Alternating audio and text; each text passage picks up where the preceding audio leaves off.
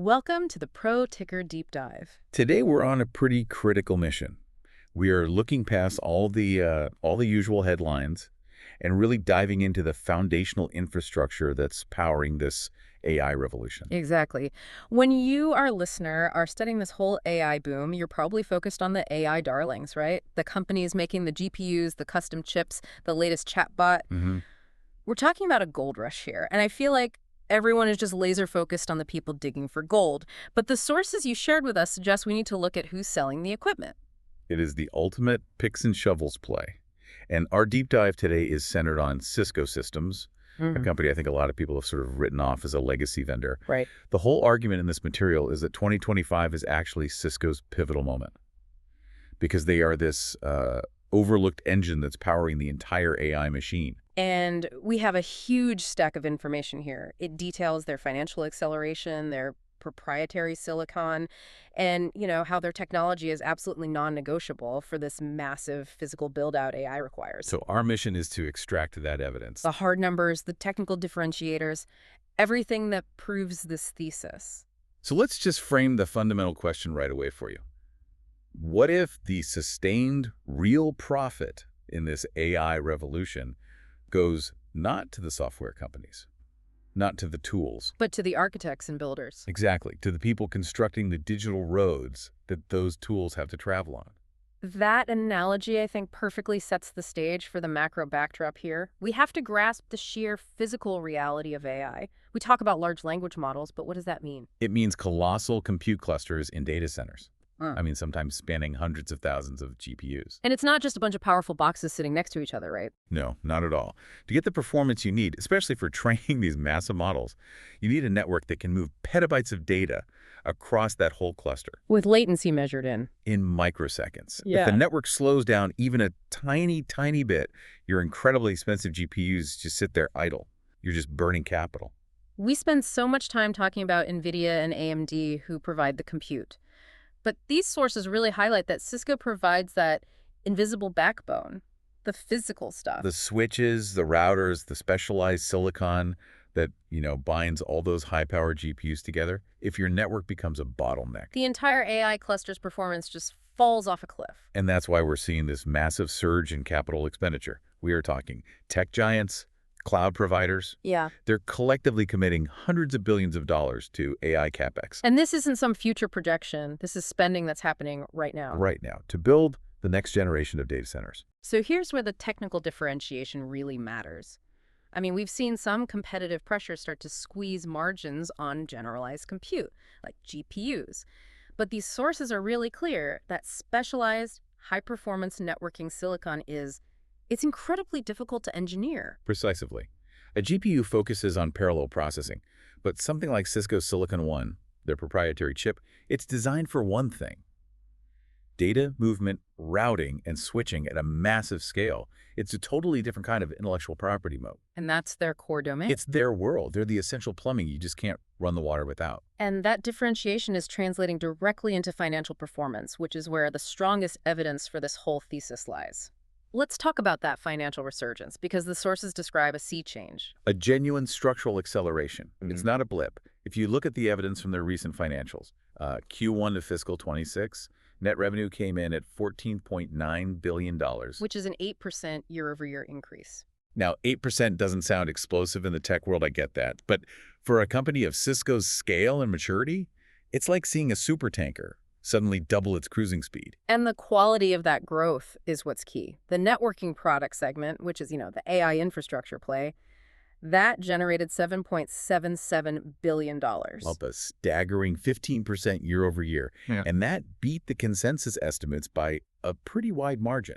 This isn't just replacement revenue. This is new build-out revenue. Driven by the hyperscalers. Exactly. And you can't forget the security segment either. That jumped 54% year over year. Which makes sense. As enterprises rush to integrate AI, the attack surface just grows exponentially, so security becomes a critical upsell. A necessary one. The future guidance, though, that paints an even clearer picture. Cisco apparently secured over $2 billion in AI-specific orders in fiscal 25. Right, mainly from those cloud and hyperscale clients. And management has just dramatically raised expectations. They're guiding the pipeline to exceed, $3 billion? $3 billion. in fiscal 2026 AI revenues, with the expectation that total AI orders for the year will top $4 billion.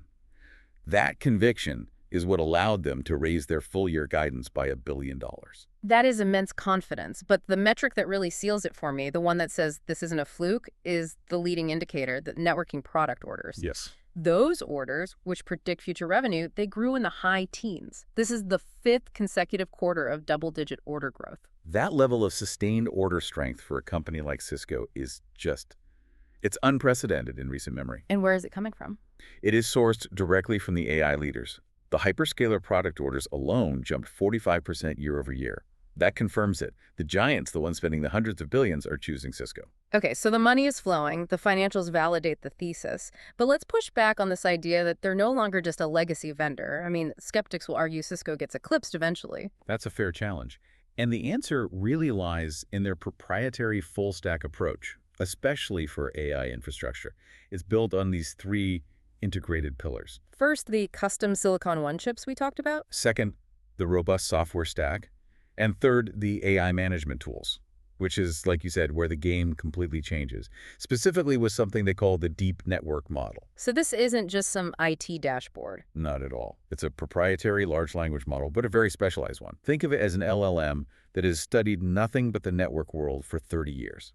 So it's trained on decades of real-world network telemetry, field expertise, all of that specific knowledge. Exactly. So because it only focuses on networking, the company claims it has 20% higher precision and accuracy on networking tasks compared to a general-purpose AI. It's a domain expert. And this leads to an operational paradigm shift they call agentic ops. Agentic ops, the idea that AI agents autonomously manage the network. Okay, for a listener who isn't a network admin, what does that actually mean in real terms? Imagine you're a CIO.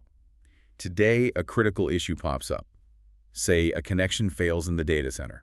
It takes human experts time to get the alert, diagnose thousands of possible causes, and then manually fix it. And that downtime is incredibly costly for AI training. Hugely. With agentic ops, the system identifies the issue, diagnoses the root cause, and triggers an automated fix, all in minutes, often before humans even realize how severe the problem is. Wow, so the network basically manages and heals itself. That's the idea. And that speed, that reliability is crucial for these AI workloads that just cannot tolerate human response times. And this level of integration is what creates the competitive advantage, the switching costs. Absolutely. Once an enterprise integrates this autonomous self-managing layer, which is tied to Cisco's silicon and software, ripping it all out becomes enormously expensive and risky. You're not just swapping a router. You're decommissioning a self-healing system. That creates some serious stickiness. It protects their future revenue. All right, let's shift gears and look at market size expansion, because it's not just about dominating the established hyperscalers anymore. The sources detail a market fragmentation that's creating entirely new revenue pools. This is a major factor driving that incremental growth.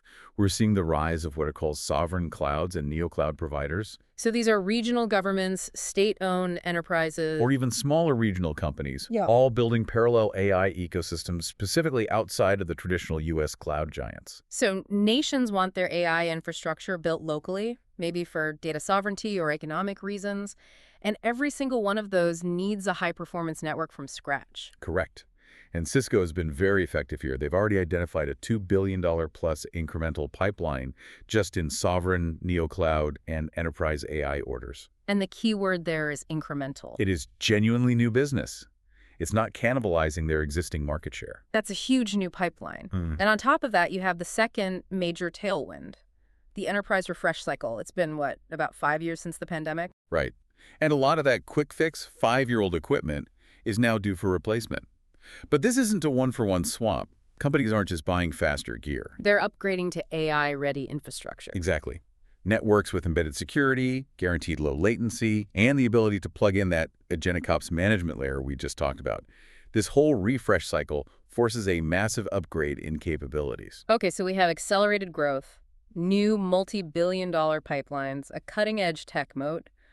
Why, then, is the market still seemingly skeptical? Let's talk valuation. Because for so long, Cisco has been categorized as a slow-moving defensive value stock. But the sources argue it's now this rare combination of value, growth, and income. Look at the numbers. It trades at approximately 16 times current year earnings. 16 times. I mean, the sources point out that leading AI infrastructure peers, even with their high growth rates, trade at roughly double that valuation. So that suggests there's significant room for that multiple to expand if the market really accepts this new growth story. And while the market catches up, you, the investor, actually get paid to wait. You do. Cisco offers a consistent 2.7% dividend yield, which they've consistently increased, plus an aggressive capital return program. They're buying back stock at a pace of about 1.4% per quarter. Which acts as a strong downside cushion. For sure. And Wall Street is finally starting to notice. We're seeing analyst price targets in the $84 to $90 range. So 10 to 18% upside from where it's been trading recently. The momentum is there. But we have to provide a balanced view. We have to acknowledge the bear case. Of course. The primary risk is macroeconomic weakness. If those big hyperscalers, Meta, Google, Microsoft, if they start pulling back on CapEx because the economy gets tough, Cisco's massive order pipeline would be the first thing to suffer. and there's always competition. The threat from white label switching vendors or sophisticated open source solutions could, over the long term, erode pricing power. Also, that enterprise refresh cycle we just analyzed, it's huge, but it's finite. It won't last forever. And finally, you can't ignore regulatory and geopolitical risk. Cisco is global.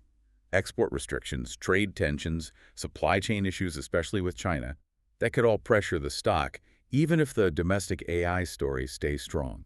So, zooming back out, what does this all really mean for you, the listener? The core thesis seems to hold. Cisco may not be the most exciting AI startup with the splashy headlines. But the sources present it as one of the most strategically important and, frankly, underappreciated companies in the entire AI infrastructure value chain.